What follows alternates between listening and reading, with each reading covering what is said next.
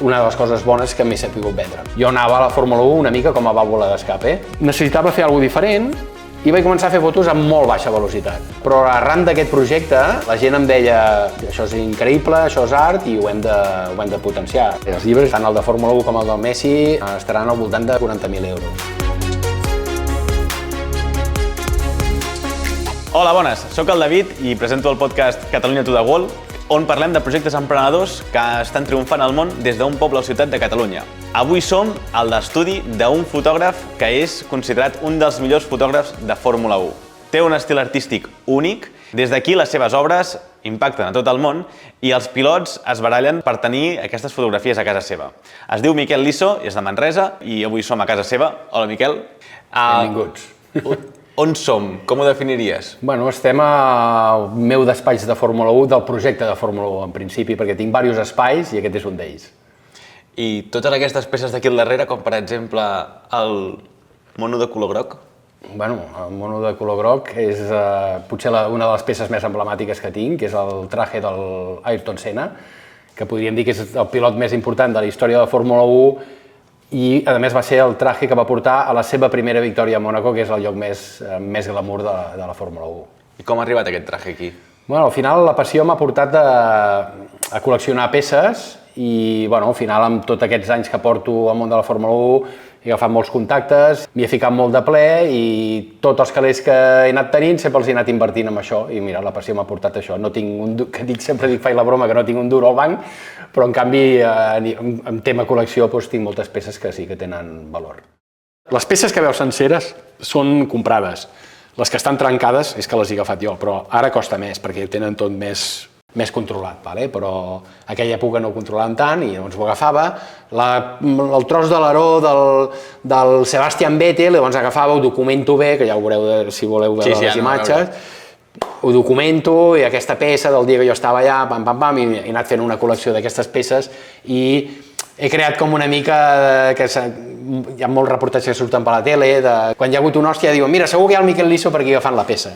I tot això des de Manresa, eh? I tot això des de Manresa, sí. No t'has plantejat pas anar a Barcelona o a Madrid? No. És a dir, sí que m'agradaria tenir una base a Barcelona, però sobretot pel tema del futbol, del Barça, però jo soc de Manresa, sempre he sigut de Manresa, m'agrada molt Manresa, soc manresà, m'agrada vendre a Manresa. Tinc anècdotes de quan vaig fer el llibre, un llibre que vaig fer de Fórmula 1, que no és d'aquest projecte, que els alemans van ficar, ostres, que l'espanyol, Miquel, i jo vaig ficar, no, jo soc català i soc de Manresa, saps? I tota la col·lecció la tinc a Manresa, hi ha molta gent també que em diu, hòstia, Barcelona, això seria l'hòstia, dic, jo soc de Manresa, que vinguin a Manresa.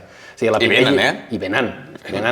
Inclús la Pirelli, no m'emportaré de la Pirelli a Barcelona, la Pirelli va néixer a Manresa, que justament ara farà 100 anys d'aquí 3 o 4 dies, que vinguin, sí, Manresà. I l'altre dia, passejant una mica pel teu estudi, també vam arribar a una zona on tenies tot de calendaris.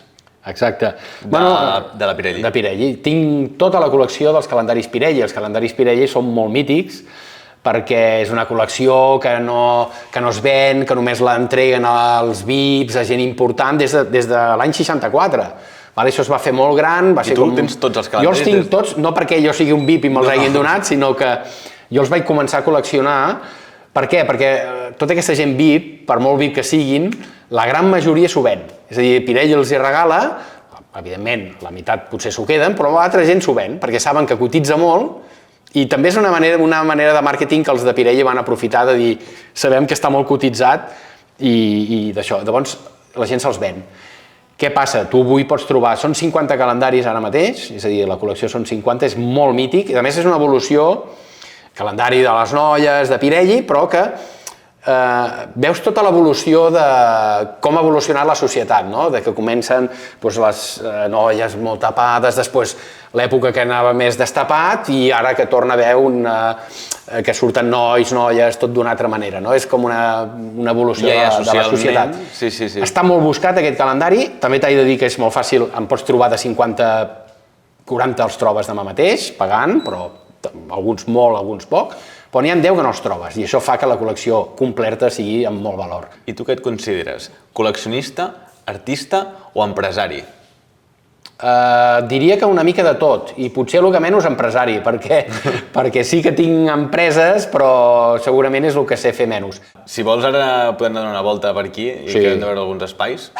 Has convertit casa teva en un museu. En un museu, sí. I així, el més important que tens a la col·lecció, el que més t'estimes, què és?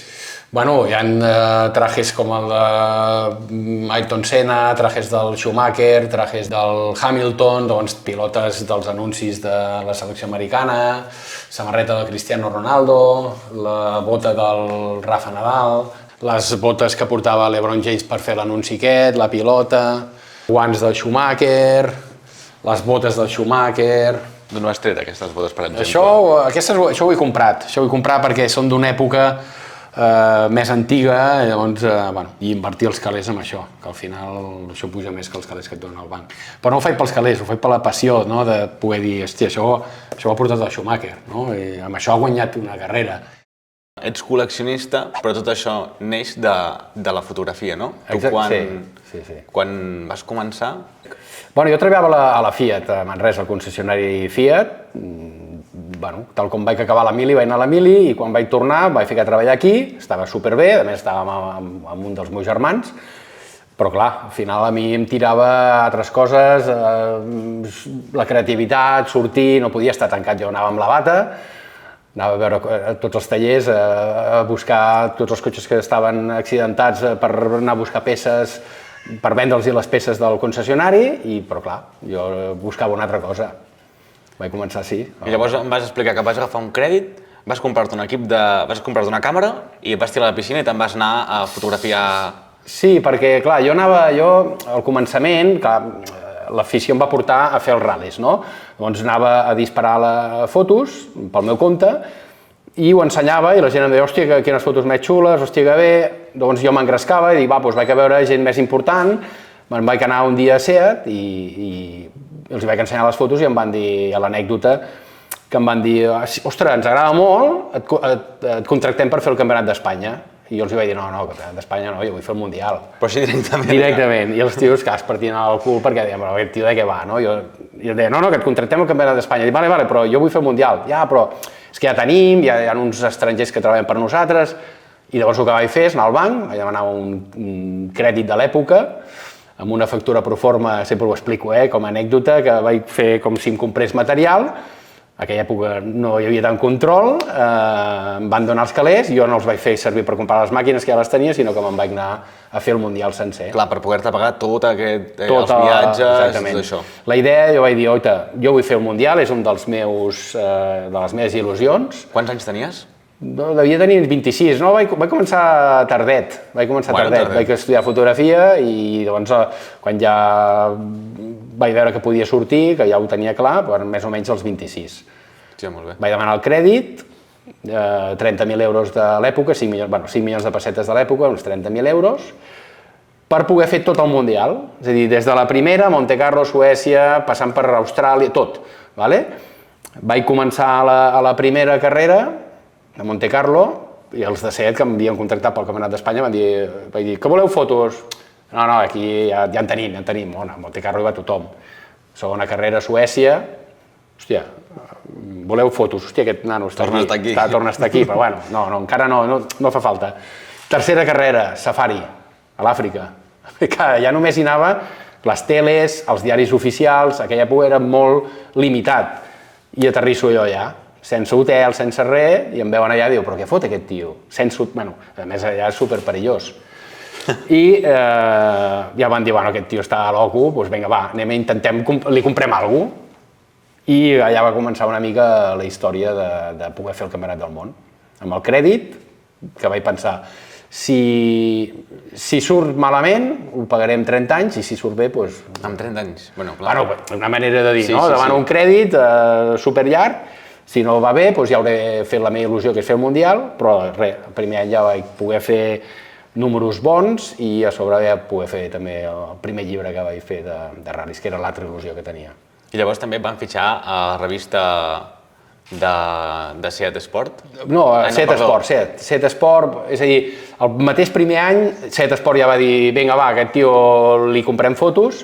Primer em van dir, et contractem però has d'anar aquí, has d'anar allà, ens fas aquesta foto, i jo vaig dir no, jo faig les meves fotos, jo no sé treballar per encàrrec, si em voleu comprar me'n compreu, com si em voleu una, si em voleu 4, i si em voleu 10, però no em diguis, sisplau, el que he de fer perquè no t'ho faré bé. És a dir, em van contractar, em compraven les fotos individualment, però ja em va sortir bé. A la vegada el diari Esport també em contractava per enviar fotos, el RAC també em va contractar per fer fotos. Llavors tenia, freelance, començar a fer fotos per diversa gent. I sempre cotxe. Sí, inicialment el tema era ral·lis, que era la meva il·lusió, vaig començar a fer ral·lis.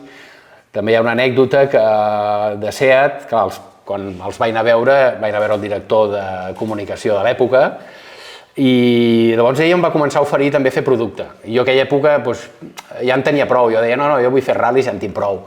I em deia no, perquè vull que facis producte, perquè tinc uns que no m'està agradant com ho fan i m'agradaria que ho provessis tu, i jo no, i no ho feia. I anàvem fent els ral·lis, i al cap del temps, quan SEAT va plegar els ral·lis, em vaig trobar que dic, hòstia, ara què foto? I llavors vaig anar a veure el director i vaig dir, escolta, allò que em deies de producte, em deia, la mare que t'ha parit, fot que t'estic perseguint. I llavors vaig començar a fer producte i fins ara, que fa aproximadament 25 anys que estem fent tot el que és producte per la marca. I això és el que esteu fent ara amb la teva empresa? Hi ha una de les empreses que treballem per SEAT i Cupra i el que fem és fem comunicació, és a dir, estem fent les fotos que necessiten els periodistes. Si els periodistes quan venen a una presentació, a part que ells poden fer fotos, nosaltres ja els hi fem com un pack en el qual s'ha treballat unes setmanes abans o uns mesos abans i se'ls hi dona tot molt ben preparat, hi ha una sèrie de fotos del cotxe que es presenten en aquell moment. Bueno, les fotos estan guapíssimes, totes les fotos de Cupra que he vist. Sí, estem contents, portem guerra. T'he de dir també que evidentment jo estava a peu del canó des del primer dia, però des dels últims 4 anys jo pràcticament ja no hi vaig, perquè estic centrat en el projecte, que en parlarem, però tinc un superequip especialitzat en fotografies de cotxes, en vídeo, en CGI, que és el que es porta ara, que moltes de les fotos no són reals, saps què vull dir, no? Que a vegades el cotxe, com que és secret, no es pot portar a l'exterior, i es fa amb ordenador, la gran majoria de fotos, i amb això la veritat és que tenim a l'empresa els millors, parlaria a nivell europeu i tot, vull dir que no és que els millors d'aquí, no, a nivell europeu, gent molt bona, especialitzada, que ha anat creixent amb l'empresa, amb la meva empresa. Molt bé, i així ara, doncs, després de tota aquesta història, quants projectes tens oberts? No, més que res que... Clar, jo per avorriment vaig començar a fer... Els últims 10 anys, o sigui, jo, a part de l'empresa de fotos de producte, jo anava a la Fórmula 1 una mica com a vàlvula d'escape, i els últims 10 anys, per avorriment, ja vaig dir, ostres, ja no sé què fer, perquè quan vas a Monza per 14a vegada o a Mònaco també per la 12a o 15a vegada, que hi he anat més, dius, bueno, o faig algú que em motivi, que sigui diferent, perquè el mateix cotxe, el mateix color, la mateixa curva, és sempre el mateix, no? Llavors, necessitava fer alguna cosa diferent i a través de la baixa velocitat de fer un barrido, que es diu, de fer que el cotxe surti bé però tot el fons mogut, vaig dir, bueno, no en tinc prou amb això, sinó que ho vull extremar, i vaig començar a fer fotos amb molt baixa velocitat. I aquí és on surt el projecte de Slow Speeding Racing, perquè vaig veure que això era un tema d'art, un tema únic, en el qual surt una foto molt bona, però surt cada molts disparos. La mitja, al final del projecte, que ha durat 10 anys, vaig començar el 2013, ha durat 10 anys, i he disparat 3 milions de fotos i només hi ha 300 obres finals, perquè s'ha de ser molt selectiu amb això i aquestes són les bones. És un 0,01%, una cada 10.000 fotos. Aquest és el projecte que he estat fent els últims 10 anys. I llavors també vaig començar amb la Fórmula 1 i com que vaig veure que tenia molt èxit durant aquest temps, vaig dir què puc fer que també em motivi, que sigui igual, que m'agradi igual i que tingui la mateixa força que la Fórmula 1, i vaig pensar en el Barça i en el Messi. I també he fet un projecte que pràcticament no ha vist ningú. Del Messi vaig fer els últims 5 anys, tots els últims partits del Messi dels últims 5 anys, i estic fent tota la nova era. I aquests són els 2 projectes que jo dic de vida. Amb això em vull retirar, no vull fer més. Que no vol dir no fer res, però vull dir que anar amb un altre ritme. I això, i fa unes setmanes vas començar a publicar el projecte dels cotxes, no? Sí, el de Fórmula 1, com dic, després de 10 anys, a la Fórmula 1, el circuit de Catalunya i al seu capdavant, el director, el Josep Lluís Santamaria, em va proposar, em va dir, ostres, ens agradaria fer algun tour, ja que inaugurem el rooftop, que és el que travessa la pista, que han fet una cosa espectacular. Em va dir, tenim que decorar tot això, més la torre nova de control, més la sala d'empreses, i hem pensat en tu com a artista d'aquí, relacionat amb la Fórmula 1, que poguéssim fer alguna cosa amb el teu. I va ser la coincidència de dir, acabo jo el projecte, vosaltres necessiteu això, i hem fet una col·laboració molt xula, molt interessant i que va ser un èxit, la veritat. I hem vist per Instagram que poses molt els settings, poses sempre els settings de com has tirat la foto. Això per què? Exactament, per què? Perquè a mi m'agrada compartir, és a dir, clar, jo recordo quan vaig començar jo no sabia com es feien les coses, me'n recordo que m'ho havia d'apuntar tot, a la meva època disparava amb negatiu i m'anava a una carrera, m'havia d'apuntar amb una llibreta, disparava, pam, pam, pam, i apuntava la 1, la 2, la 3, amb aquest disparo, doncs ara és més fàcil perquè tu dispares i et surt tot. Doncs m'agrada compartir això perquè la gent, sobretot la gent que comenci, pugui veure com s'ha fet aquella foto, perquè tu la veus i dius, hosti, com ho deu haver fet això? No, t'ho explico, no només et fico a velocitat 1.4 més F22, sinó que també faig molt making of, tot això és molt important perquè la gent aprengui. I has de saber que el món és molt gran i que si tu et penses, no, és que jo soc el millor, que no em copien, que no... No. Compartim informació perquè el món és tan gran que no pots, si vols ser el millor, hi ha gent molt millor que tu i ja està, no has d'obsessionar-te, perquè em diuen, que em diuen, és que tu ets un dels millors fotògrafs de la Fórmula 1.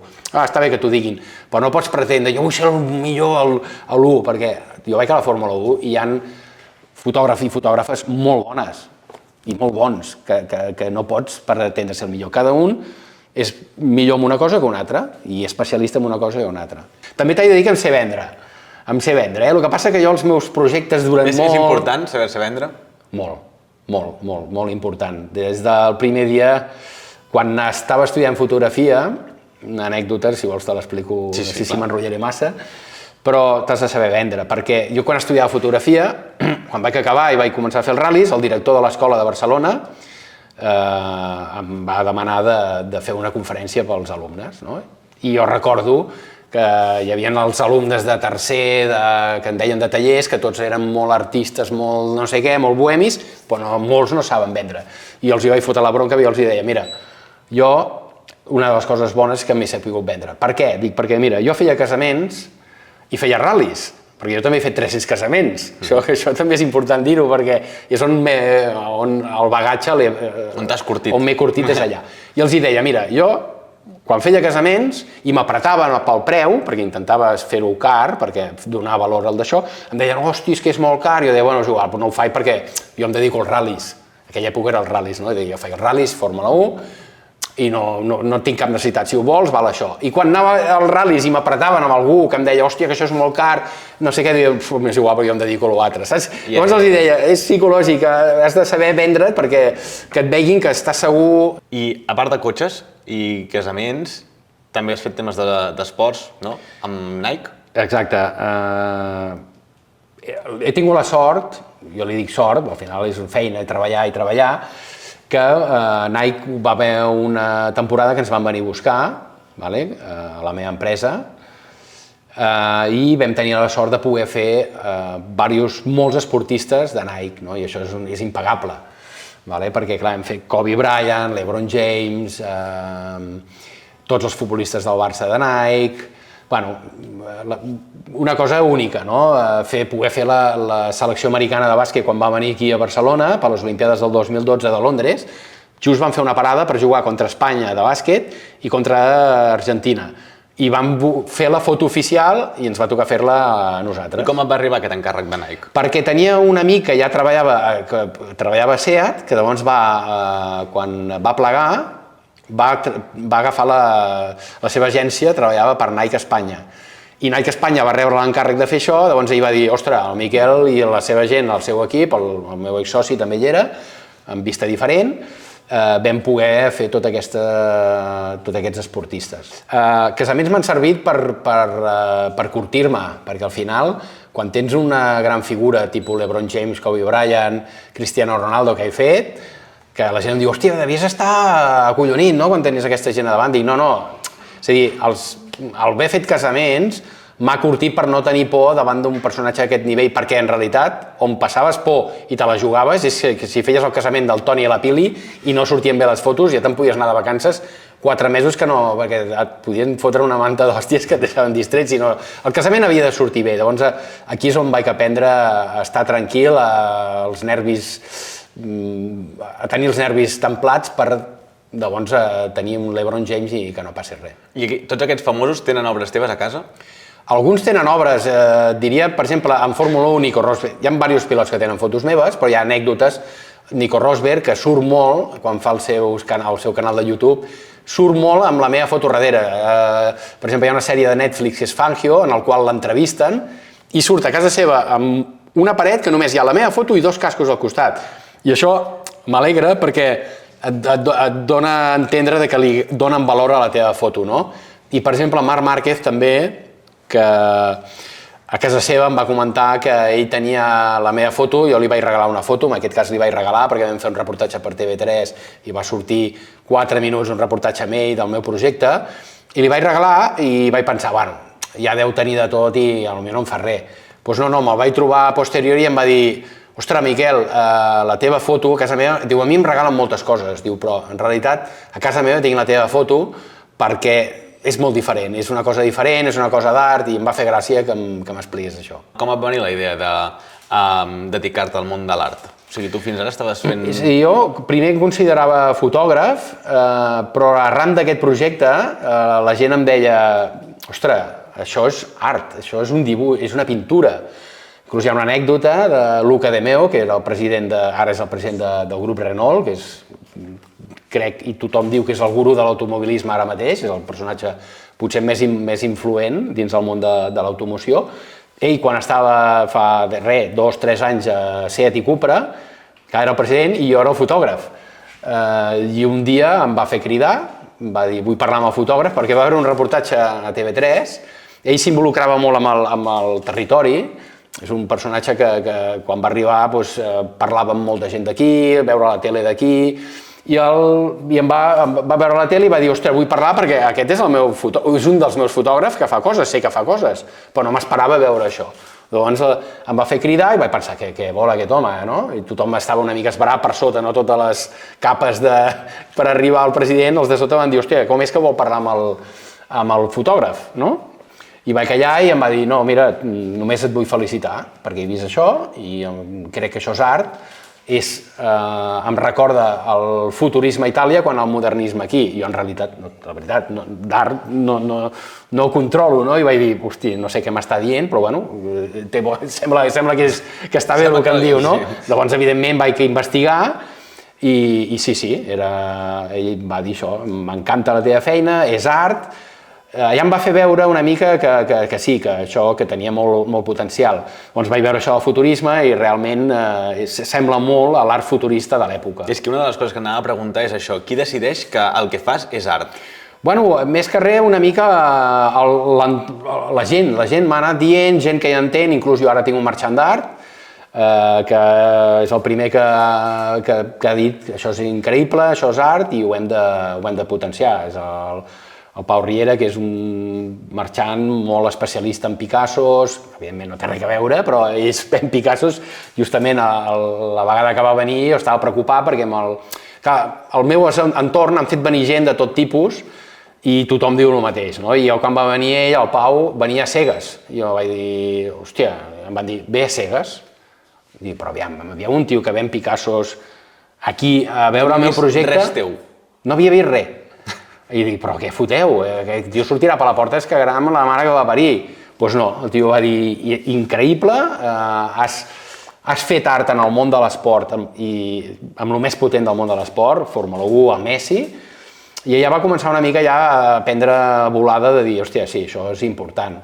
Han passat per aquí bastants personatges importants, gent famosa, ha vingut el expresident del Barça, el Sandro Rosell també, que li va agradar molt. Arrel del llibre del Messi?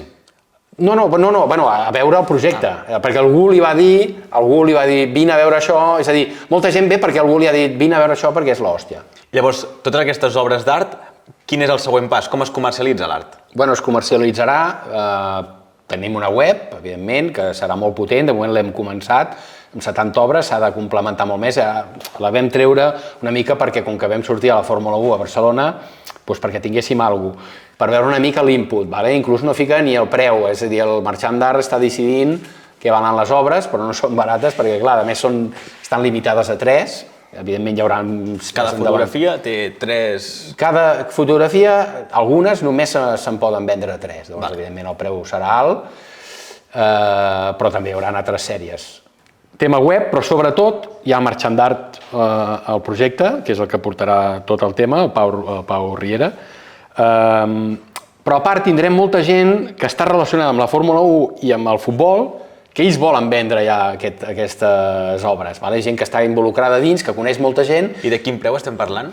És que està una mica, encara tot això no està clar, però inicialment, per exemple, aquesta sèrie 3, el marxant ho volia vendre més car, encara no sabem ben bé, però poden valdre 30-40.000 euros sèries 3, llavors farem sèries més petites, que potser es faran sèries 10 que valen 6.000 euros, sí, és... És curiós el món de l'art, perquè a mi particularment m'agrada molt i veig algunes obres d'art que estaria disposat a pagar molts diners, però realment s'han de tenir molts diners per poder pagar 30, 40, 50 i a vegades altres 4 milions o el que sigui.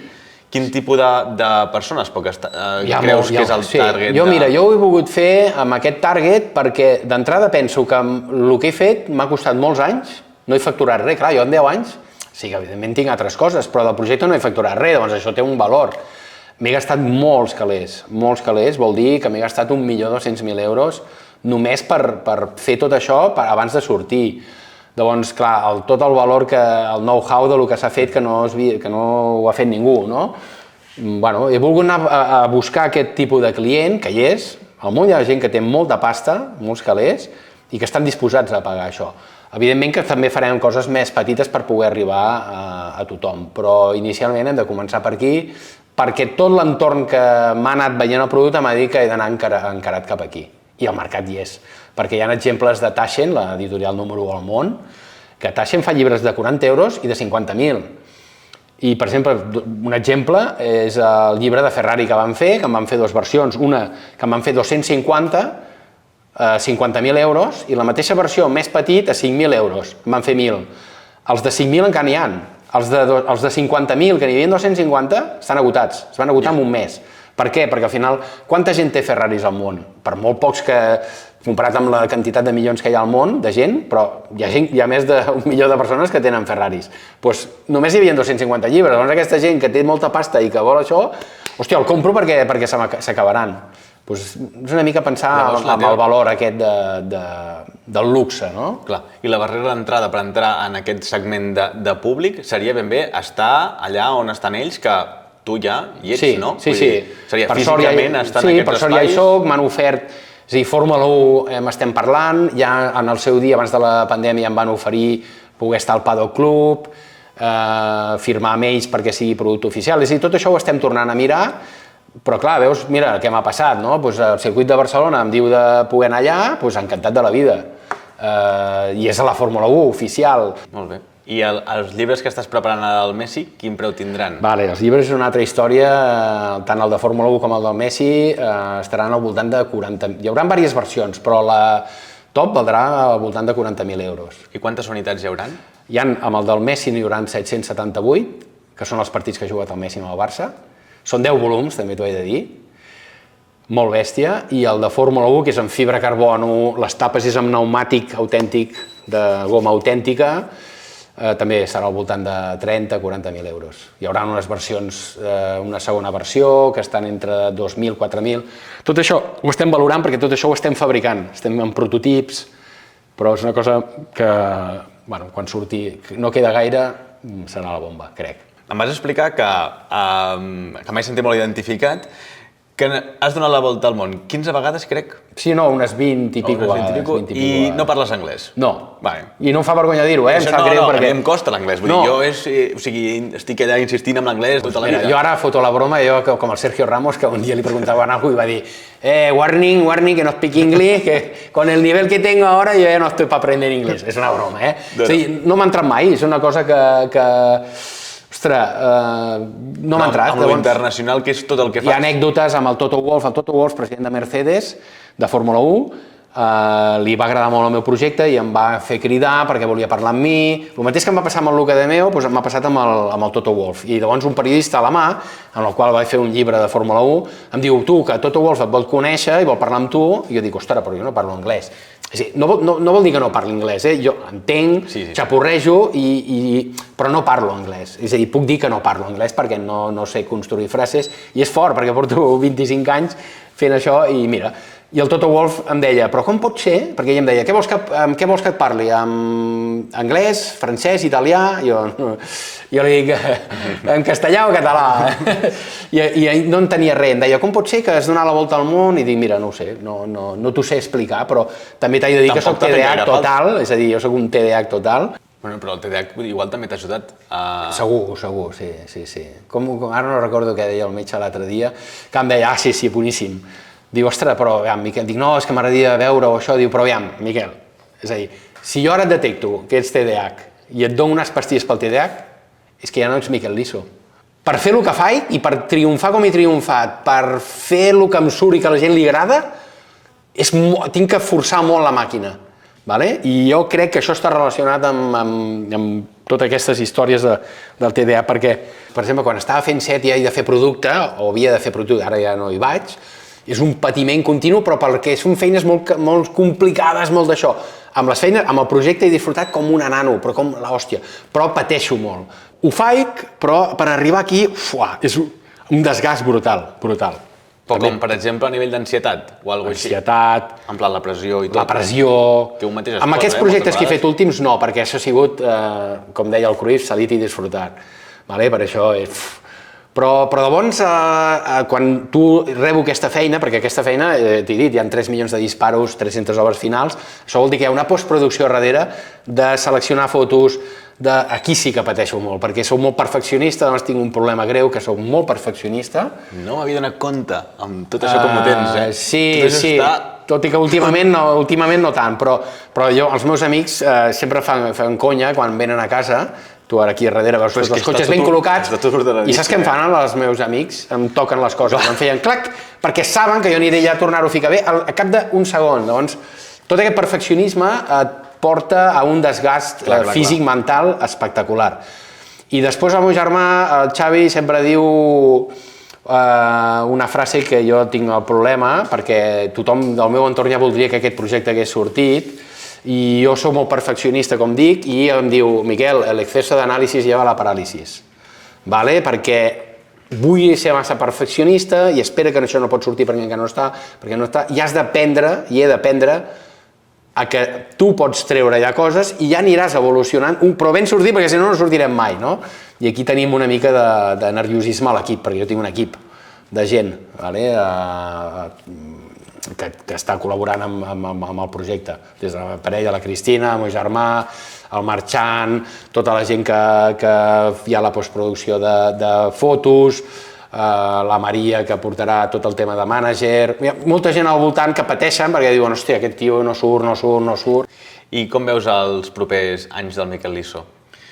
Doncs sincerament els veig, faig la broma, a casa pagès i gos. És a dir... O sigui, més chill, més... No, perquè he anat a... Ostres, jo fico un altre exemple.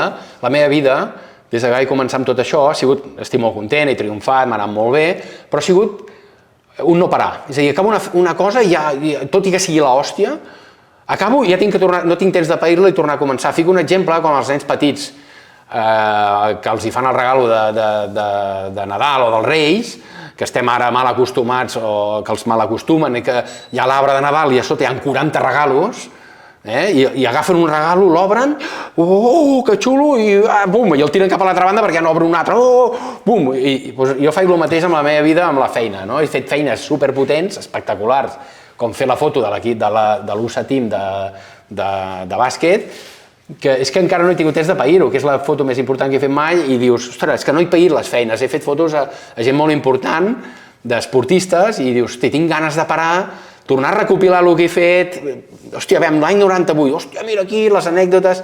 Això no vol dir no fer res de fer fotos, també fer algun projecte que m'apassioni, però jo vull baixar el ritme, i això vol dir parar, quasi, jo ho dic, com jubilar-se sense jubilar-se, no el típic que jubila la gent i, no sé, la típica imatge, no sé, com jo què sé, que els iaios que van allà a veure les obres, no. O sigui, farem coses, però amb el ritme molt més baix. Tu, quin consell li donaries a l'equip de Baix Studios perquè li funcioni molt bé el negoci durant els propers anys? És a dir, a una gent que estan arrencant alguna cosa en el sector de l'audiovisual, quina cosa li podries dir perquè li funcioni això a llarg termini? Vale, és que no sé si t'ho contestaré bé, això, però jo no sé si traslado-ho aquí al vostre que dius, però sí que t'ho traslado a lo que em demana gent jove que comença i que em diu, ostres, Miquel, com puc començar, com puc entrar a la Fórmula 1? I clar, jo per dins penso, mare meva, però sí, és que és molt difícil. És a dir, molt difícil entrar en llocs tan limitats, no? Que no pots entrar si no treballes per una gran empresa. Jo, llavors, el primer que els dic a la gent és, primer, disfruta amb el que faiguis, t'ha d'agradar molt, sobretot no pensis amb els calés, mai pensis amb els calés, és a dir, tu fes-ho per tu. És com els projectes aquests que he fet jo ara. Em diuen, ostres, això, no, això m'ho faig per mi. Si m'agrada a mi i després ho puc vendre, ja ho vendré. O sigui, tot això que he fet del Barça, tot això que he fet de la Fórmula 1, jo no he demanat permís. Más vale pedir perdón que pedir permiso.